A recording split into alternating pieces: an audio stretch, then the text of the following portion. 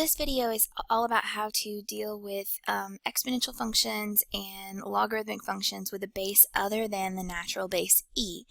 So the definition of an exponential function to a base a is if a is a positive real number not equal to 1 and x is any real number, then the exponential function to the base a is denoted by a to the x and is defined by a to the x equals e to the natural log of a times x. So one of the reasons why this works is because if you are taking e to the natural log of a times x, remember if you raise a power to a power you multiply, so we're going to do that in reverse. This will be e to the natural log of a raised to the x power, and this inside the parentheses is just a because e and natural log have the same base e. So if a is equal to 1, then y equals 1 to the x happens to be the constant function y equals 1. Now these types of functions do follow all the usual exponential properties, so a to the 0 power is 1. A to the x times a to the y is a to the x plus y. If you are dividing a to the x and a to the y, you subtract. And if you raise a to the x to the y power, that's equal to a to the x times y. So one of the common examples of an application of this would be the half-life formula. This is the half-life of carbon-14 is 5,715 years. A sample contains 2 grams of carbon-14. How much will be left after 12,000 years? So the formula for half-life says that y is equal to x sub 0 times 1/2 to the t divided by h power. So in this problem, x sub 0 is the initial amount of the sample, and in this case, this is going to be in grams because that's what our data point's given to us. H is going to be the half-life, and the half-life is the amount of time it takes for half of the sample to be remaining. So if you start with 1,000 grams, you would have 500 grams after 5,715 years. If you start with 50 grams, you'd have 25 grams. It doesn't matter what you start with. After that amount of time, you always have half left. And so this is going to be in years. And in this case, well, we do know that the initial amount for this problem is 2 grams. And we do know that the half-life is 5,715 years. And the t is going to be the time that this sample sits, and that's also in years. So in this problem, that is 12,000 years. And y, the answer here, is the amount remaining after t years. So if I were plugging into the formula, y would be 2 times 1/2 to the 12,000 divided by 5,715. And remember, I'm not going to round my answer until the very end, but you do want to at least kind of know what order you're going to do things in. So this would be 2 times 1/2 to, when you put the 12,000 divided by 5,715, that's about 2.09973, so on and so forth. And then I'm going to raise 1/2 to that power. So that's 2 times 0.233300, so on and so forth. And then I multiply that by 2. And it looks like we would have about 0.467 grams remaining of this sample. So that would be the answer. Now when you have logarithms with base a, this is going to be based on the natural log, similarly to how the exponential with base a was based on the exponential function with a natural base e. If a is a positive real number not equal to 1 and x is any positive real number, then the logarithmic function to the base a is denoted by log base a of x and is defined as log base a of x equals 1 over the natural log of a times the natural log of x. Now you may have learned this property at some point as the change of base formula,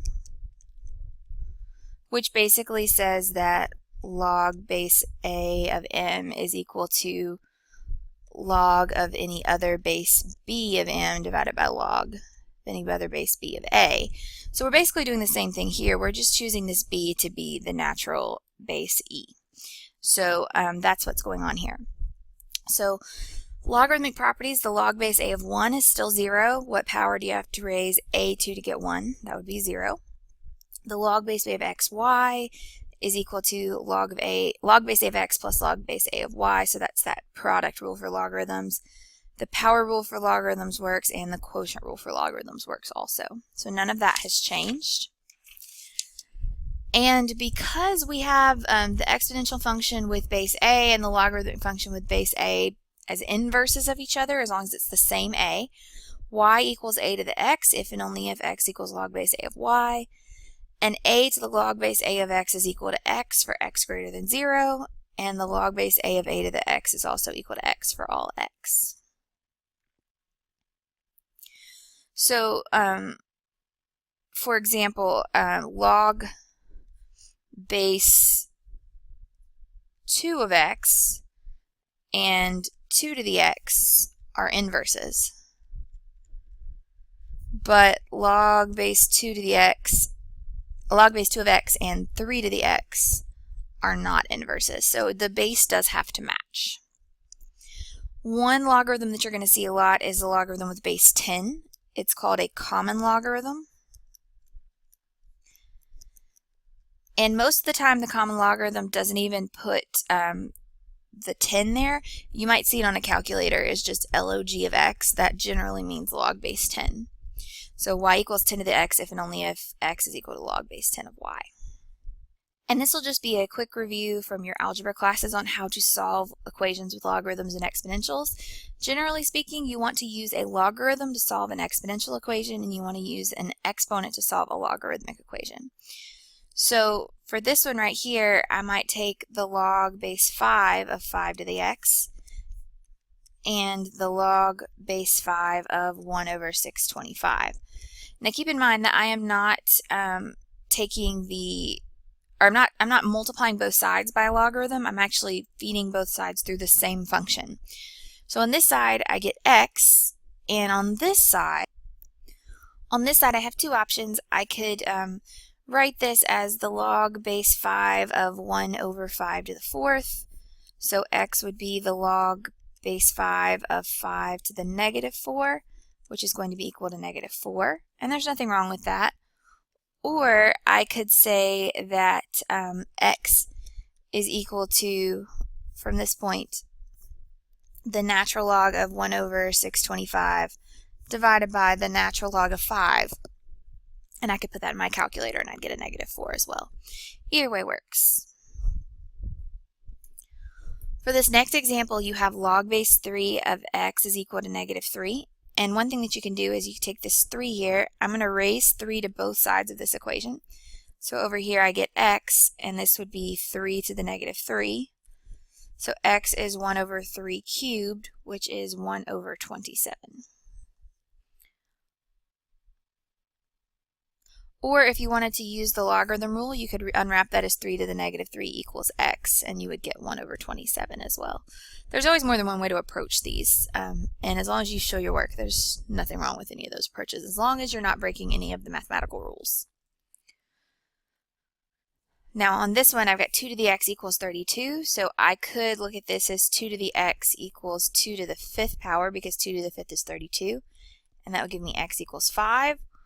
Or I could take the log base 2 of 2 to the x equals the log base 2 of 32. So that would give me x equals the natural log of 32 divided by the natural log of 2, and I would also get a 5 there. And then one more of these. Again, I could unwrap this. I could make this 4 cubed equals x, and 4 cubed is 64. Nothing wrong with that. Or I could take the 4 and I could say 4 to the log base 4 of x equals 4 cubed. And this would be x, this would be 4 cubed, which is 64. Whichever way you want to look at it is fine.